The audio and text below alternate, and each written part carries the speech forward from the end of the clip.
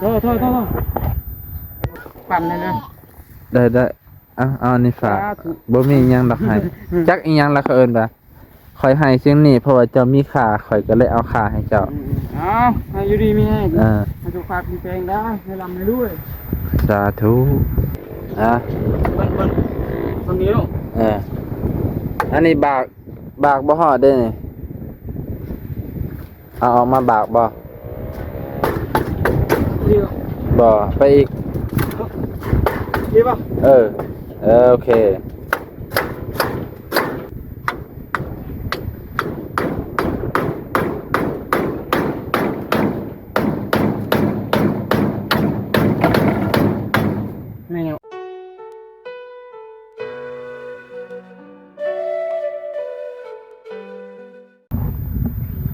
สบายดีพ่อแม่พี่น้องลูกป่าเบิดสุกูสุคนที่เคารพเส้นเก่าเส้นเคยยินดีต้อนรับเข้าสู่ส่องเบานงมื้อนี้มาอัปเดตเล้าไก่น้องแตงให้พี่น้องสิพาไปเบิ่งเล้าไก่เพิ่นก่อนอื่นก็มีแนวมาฝากมาตอนเพิ่นให้พี่น้องมี FC เพิ่นนึงว่าเอาหยังก็ตะไคร้มาให้เพิ่นปลูกแน่แต่บ่น้องมีค่าเอาค่าเนี่ยมาให้เพราะคนมีค่าต้องเอาสิ่งที่มีค่าให้น่ะวันนี้มากัน2คนคือเก่า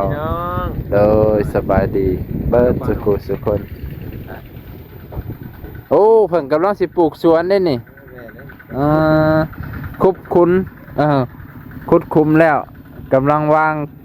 เสาตัวเสาก็มีเรียบร้อยให้ฟังให้บ่นี่คมนี่ให้ฟังซอยบ่ให้ฟังซอยบ่ฟังซอยเด้อพุทธซอยอันนี้เอาน้ำไว้แท้น้องคำเต็มเอาน้ำไว้ดิโอ้เสาเพิ่นเทวดได้หลายเสาแล้วพี่น้องพร้อมจะปลูกพร้อมจะเฮ็ดหัว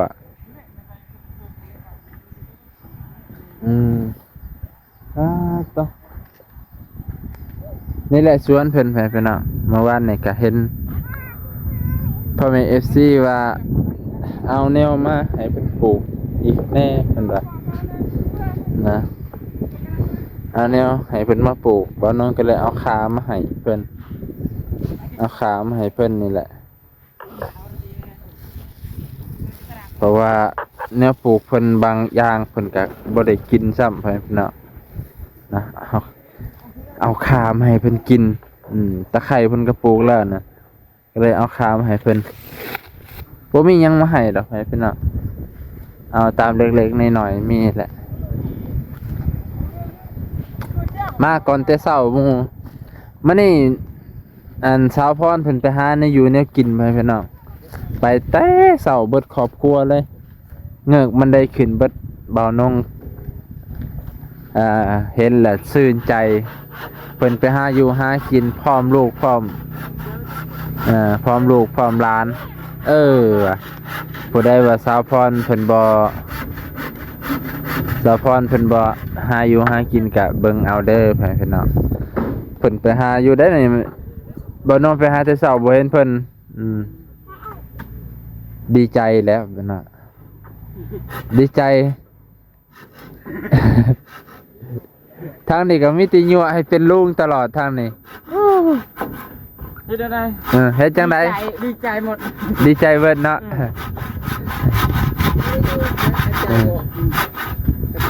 ใจบ่กินแล้วก็เอาแล้วเพื่อนน้อยน้องแต้มแล้วบัดนี้น้องเต็มแล้วบัดนี้เราบ่แม่นและลูกไก่สิได้เป็นเพื่อนน้อยค่อยเล่นแล้วมื้อนี้แล้วเนาะมื้อนี้มาตรฐานระดับสากลได้เตามันไหมบ่จังหวะมีบ่วันนี้จังหวะคือกันเด้อแล้วแต่บุญวาสนาเพิ่นโดยบุญฮอดจอดถึงก็ได้ต่อบ่ฮอดกับมีบุญแล้วก็บ่ได้โดยคือว่าผู้ใดทุกข์บ่เห็นผู้ใดทุกข์เขาว่า อะไรเราเพราะว่านี่พอว่าดาวบอก เออ เขาบอกถูกคิดดีได้แบบนั้นแล้ว เนาะ เพราะว่าแม่นว่าอิงตามบุญบ่เฮ้ยบ่นะเราว่ามีแต่เห็นเฮือนน้อยๆกะช่วยได้หมด เออจริงตำบุญแล้วเพื่อนน้อยๆทายไปมึงเถื่อกับบ่มี คนก็บ่ซอยก็มี คันบ่ขยันมันเพียรดุมันขยันเฮ็ดจริงทำจริงลงมือปฏิบัติแท้ แน่นอนเท่ บ่อึดอัดยืดยาดกันตรงนั่นแหละ ลูกสาวเพิ่นกันมาให้กำลังใจ มาได้อยู่ แล้วเนี่ยเป็นอะไรกันยังจอบเพียงเรื่องบ่ กะบ่ผู้ใดอยากมาก็มาเยี่ยมยามถามข่าวเพิ่นก็บ่ได้มา แต่ว่าเวียกกันแล้ว เวียกนั้นแล้วก็มาอัปเดตชีวิตของน้องเพิ่นดำเนินการจังไดหลังจากมีเฮือนมีซานเพิ่นก็อยากเบิ่งเกินน่ะคนดุเบิ่งจังไดเขาก็บ่เบื่อ เบิ่งเลยเนาะ เบิ่งเลยเขาที่น้องแดงน้องแตงเฮ็ดนี่เขาแฮงมักเพิ่นก็อยากเบิ่งเพิ่นเอาคนเขาอยากเบิ่งคนดุเขาบ่อยากเบิ่งคนขี้ขลาด บ่แห้งบ่อยากบอกบ่ แล้วจะเขาอยู่ดีบ่ เพิ่นก็ใครแน่แล้วใครแน่อยู่แล้วเราขึ้นพลังเนื้อนั้นสุขาว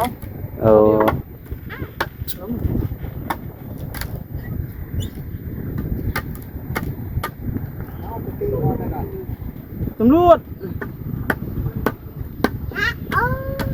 อะไรอย่างนี้ไปเมื่อไงโว้ยว่าเขาตลาดนี้มีเยอะฟังดิว่าไปมายาเกี่ยวมายาติดต่อ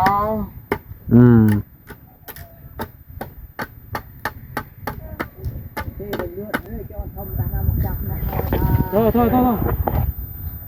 ปั่นเลยนะได้เอานี่ฝากบ่มีหยังดอกให้จักอีหยังละเขาเอิ้นว่าข่อยให้สิ่งนี้เพราะว่าเจ้ามีค่าข่อยก็เลยเอาค่าให้เจ้าให้อยู่ดีมีให้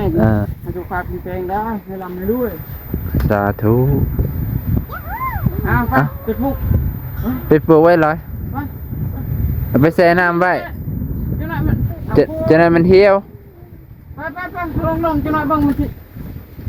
มันสิฮักแล้วทันร้อยมันฮักได้คำตานางโตแข็งเลยรึบตกลงลุมได้จะหน่อยว่ามันจะกินหักไก่เลย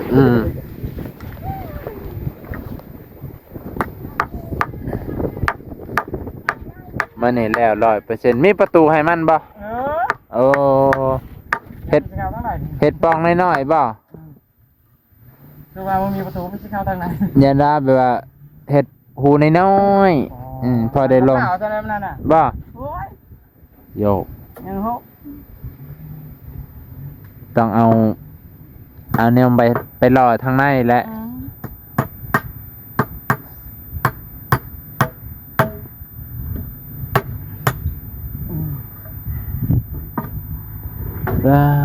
ไปพี่น้อง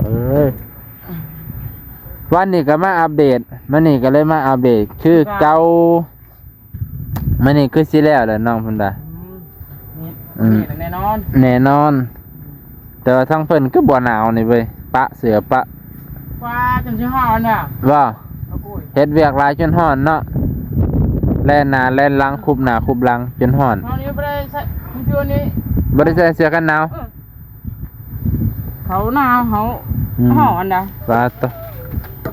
ข่อยให้คนขี้หนาวชั่วยามฮ้อนนี่เบิ่งอาบน้ำจนหมดมือหมดคือปาตจะเดินว่าขี้ฮ้อนในลิสเจ้านี่ขนาดยามฮ้อนนี่อาบน้ำ4-5เทื่อเอาเลยเนาะกลางคืนนี้ได้อยู่แล้ว4-5เทื่อน่ะดูนั่นน่ะเมื่อนอนจังหน่อยนี่อยู่นอนนี่ตอนบ่มีน้ำบาดาลนี่ จะน่ะลงไป อ่า มาเฮา จะไหนลงไปโตน ได้เลยว่าดูว่าฮอนได้ฮอนดีอ่ะ แม่นแหละคนห่อนกับห่อนในรีเลยไป ไปถ้าแพ้ทันมันด้วย แม่นถาดค่อยนี้ขี้หนาว เพราะว่ายังตามทัดแพ้ทันมันเลย แม่น เป็นระบุคนเนาะ แม่น คือต่างกันเลย ตาตะไก่ก็สิ5ตัวนี่พอดีเนาะ5ตัวนี่10ตัวบ่ทั้งลุมหาทั้งเทิงหา จักรสาวพุ่นเลยนอนได้หมดคอยกันนอนอยู่หันแหละ เบียดกันนอนเนาะ มันว่า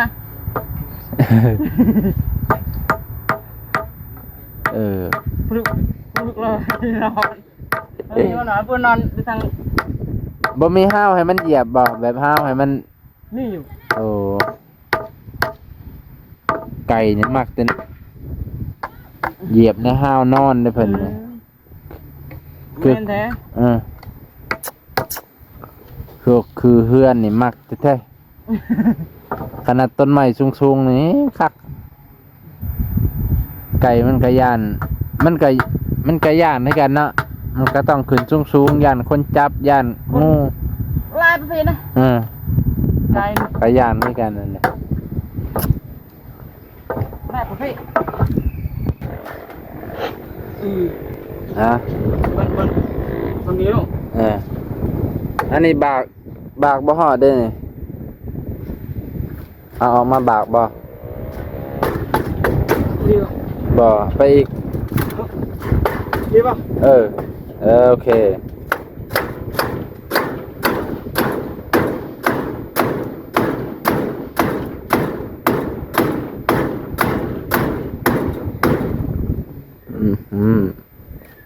ห้าวจับ ไม่งั้นละมาทีนี้จะเห็ดตัวนี้อีก ย่านเด้ มันหนักเนาะครับ ย่านบรึมลง เดี๋ยวเดี๋ยว โอเค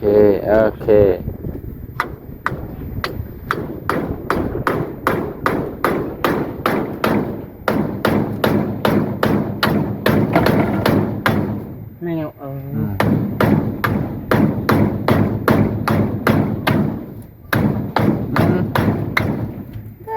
ตะปูก็ได้เนาะ กูก็ได้ แห้งเบิดแห้งโคตร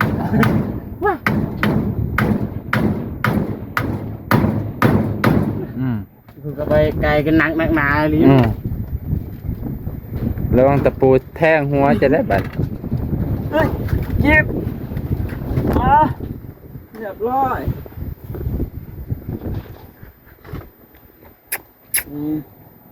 เอาคันละบันนี้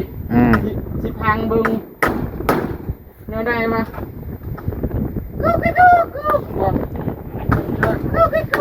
แม่นว่ามันคันอยู่นะ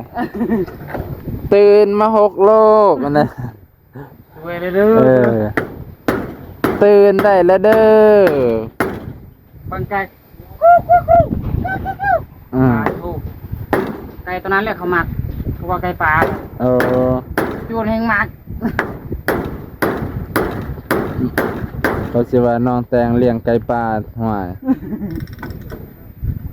เขามาเมียนหม่ำเบิดเลยเนาะ